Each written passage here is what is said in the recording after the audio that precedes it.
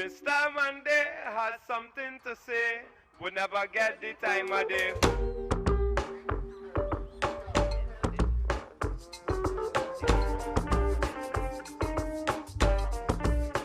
Football is a constant battle between who you are and who you want to be, and that's especially true on this pitch. These are some of Trinidad and Tobago's most hardened criminals. Housed behind 30-foot walls, they live on the state's schedule. But for the past year and a half, they've found another way to do their time. One that resonated not just here, but throughout TNT's penal system. To me, honestly, football, we are alive now, to me, understand? It's bring everybody together, sports. Now, I mean, we come out victorious, but I know that we enjoy it as a team and as colleagues. We don't consider ourselves as inmates with the futsal program. We consider ourselves as families, brothers. Like the futsal acronym, Friends United Save Another Life. In 2004, Clayton Morris was charged by then TTFA VP Raymond Timke with introducing the sport to the country. Unique from other small goal forms of the game, futsal had to be taught. He went on to win 2 consecutive Caribbean Football Union futsal titles, falling short of the Futsal World Cup in the CONCACAF leg on both occasions. Ramos putting it in to Caligiuri. Beats the first man. A left-footed shot! Paul Caligiuri has scored a goal in the USA! Lead 1-0. The USA has realized a dream. They will qualify for the World Cup in 1990. In 1990, Morris, like many of his teammates, was a man adrift. I had this emptiness in me. He began his relationship with the incarcerated shortly after. When I started coming to the prison while going to Carrera and seeing what they offer down there with the sports and culture, and I got involved by helping them with equipment or what have you, and the rest is history. That's 28 years ago. And as UTT, you must have a social responsibility in the country that you help, these different communities. An invitation last Easter to a small goal competition at the Golden Grove prison opened another chapter in his football life. I sat there for about 4 hours and only 2 goals scored in open play.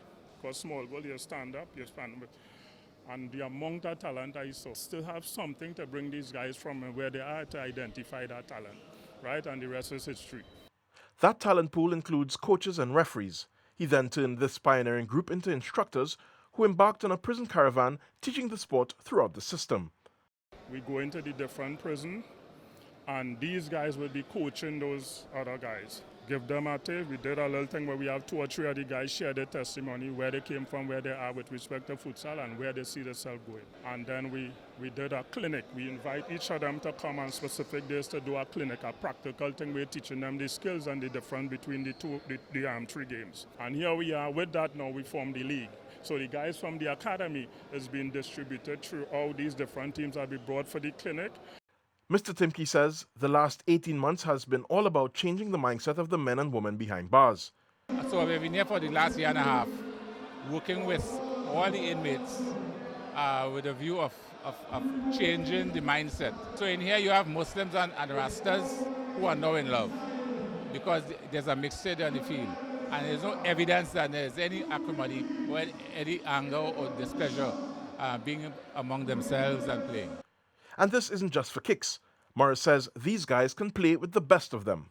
The quality here, these players could boost the present national futsal team. Because I brought some of the present national futsal players in here, and they got a licking. For these ballers behind bars, futsal represents a new lease on life. The most important thing is that we get in through to them with respect to their attitude and how they see life. And for me, I think that is a goal achieved, right? Because you're getting through them and you're showing them 2 things. One, you, despite your circumstances, there's a talent and there's something I as a coach seeing in you that I want to make it light, shine bright for you. Main thing for them is to give them something when God work it out that they be free, they could go back to their community with something positive. The men involved on either side of the touchline believe that recreation programs can be more effective than anything taught in classrooms. It allows the players to see the humanity in opponents who were sworn enemies just some months ago. It's bigger than you think it is now, but in a sense that for inmates from different prisons coming together as one, if you can take a look at the stands, you'll see where I'm coming from. It's a body love. Mr. Morris, Mr. Clayton Morris, bring together, I won't say the worst that inmates, but troublesome. And if we could do this to bring those guys together, individuals, not from MSP alone, but 3 prisons, Port of Spain, Golden Grove, MSP, is a blessing in disguise. It's a great program, and it's had a spread. The love of the spread out and out too. Advising that for coaches and all out there, get the little players, get a talented sportsmen out there.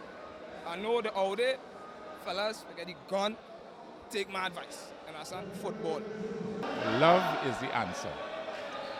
So in their everyday interactions, there's always some sort of effort to demonstrate love to their brother. And you see it here. When we started, and a man got tackled, and he felt it was a hard tackle, he's come up to retaliate. No, that's not so.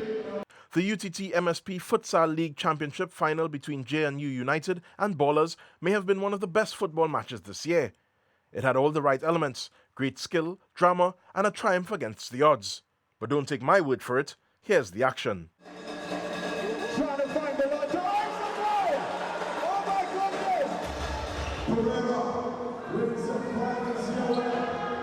goodness! 4-1 at the half, Ballers well on top and looking all but assured of lifting the trophy. But wait.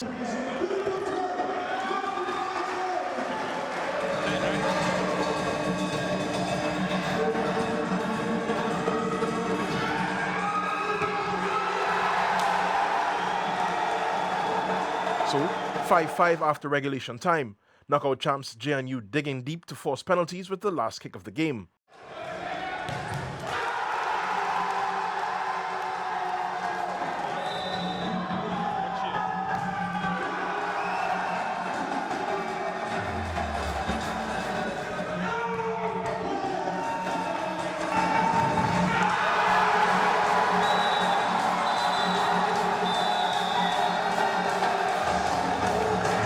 Swan the hero in goal for JNU as they captured the league and knockout double. After the match, JNU player Akil Pereira said it was all about team spirit, especially after the first half. No, well, the half-time talk was really concerning that we ain't playing futsal all the time. Because the approach we was making in the game is not the futsal, we are studying to just attack them.